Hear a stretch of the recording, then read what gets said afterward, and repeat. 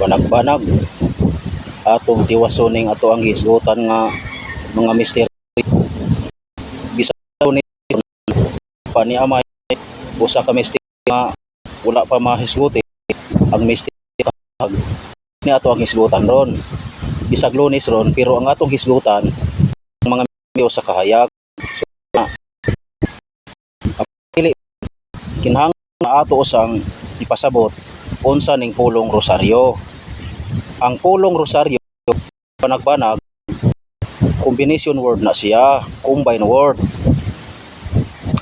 Ang rosa giparisan og rio, mao nang naporma nga rosaryo. Ang rosa mabasa na sa Biblia sa Isaias 35:1, ang rosa gitawag siya rosas. Ang rosas dunay misteryo. Combine word rosaryo. Nan unsa may mga misteryo nga naa diha sa rosaryo? Unang misteryo sa kahayag. Ang unang misteryo sa kahayag atong mabasa sa San Mateo kapitulo 3 bersikulo 13 ngadto 17. Ikaduhang misteryo sa kahayag, ang unang milagro ni Ginoong Hesus dito sa kasal sa Cana. Atong mabasa sa San Juan kapitulo 2 bersikulo 1 ngadto sa 10. Ikatulong misteryo sa kahayag, ang pagsangyaw ni Ginoong Hesus sa umaabot nga gingharian sa Dios. Atong mabasa sa San Mateo 4 bersikulo 23 ngadto 24. Ikaupat nga misteryo sa kahayag, ang pagkausab sa panagway ni Ginoong Hesus.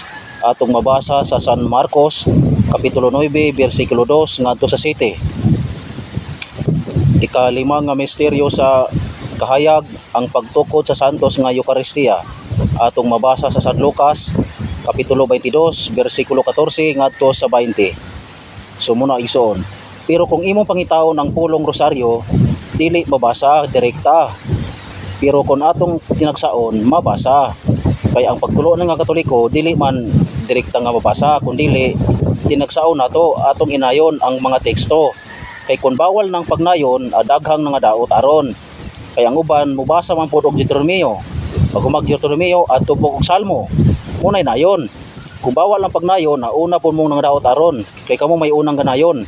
Sumuna nga, aron masabtan ang ato ang doktrina, diha sa Biblia, kinahanglan nga ang mga teksto atong paiinayon, aron atong masabtan. Sumuna ang pulong rosaryo, dili mabasa direkta sa Biblia. Pero kung imong tinagsaon, ang rosa, nana sa Biblia, gitawag na sa Biblia og rosas.